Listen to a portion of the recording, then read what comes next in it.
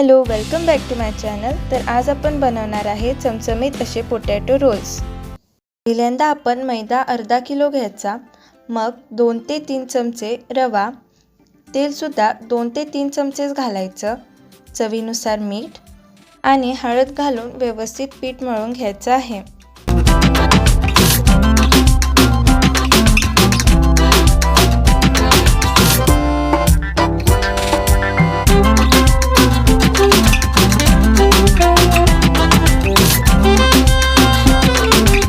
पीठ मळून झालं की आपण 10 ते 15 मिनिट पीठ झाकून ठेवणार आहोत।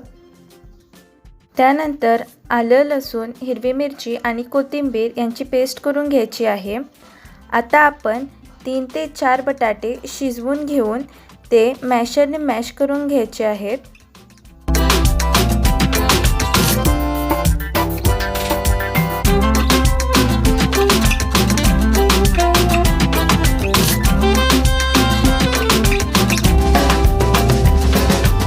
मॅश करून आपण त्यामध्ये हळद, धनेपूड, जिरेपूड, लाल तिखट, आलं, लसूण, हिरवी मिरचीची पेस्ट, चवीनुसार मीठ आणि तुमच्या चॉईसने जेवढा पाहिजे तेवढा सॉस घालून ते सर्व मिश्रण मिक्स करून घ्यायचं आहे।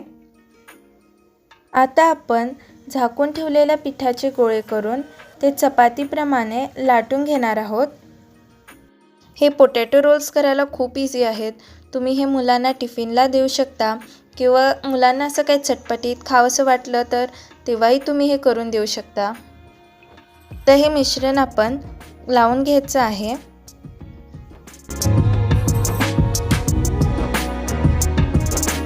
आता त्याचा रोल करून घ्यायचा व त्यानंतर त्याचे छोटे छोटे पीस कट करून घ्यायचे।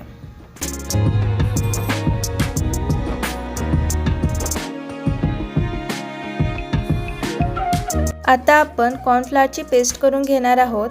त्यासाठी एका बाउलमध्ये पाणी घेऊन त्यामध्ये 4 ते 5 चमचे कॉर्नफ्लॉवर घ्यायचा आणि ते व्यवस्थित मिक्स करून घ्यायचं।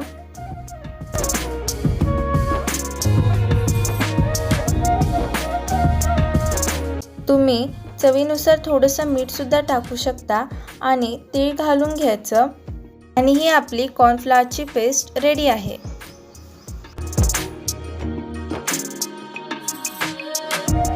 आता हे पोटॅटो रोल कॉर्नफ्लॉवरच्या पेस्टमध्ये टाकून त्याला एक लेयर येऊ द्यायचा आणि मग मीडियम गॅसवरती तेलामध्ये तळून घ्यायचं।